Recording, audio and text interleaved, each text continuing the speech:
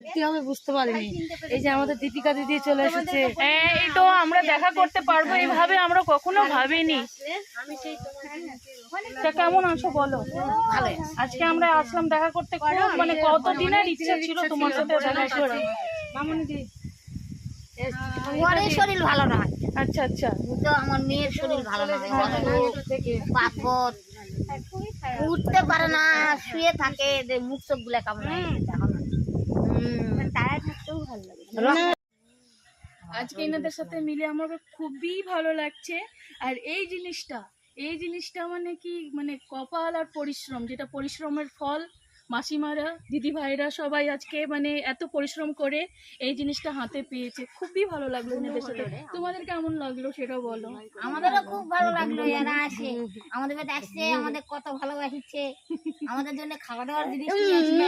এই কথাটা বলো না, এই কথাটা বলে না, এগুলো সব ভালোবাসা গো, ওইসব কথা বলো। ও আসছে না। যাবে তো না ভাবলে হ্যাঁ। কেটেন না এটা আছে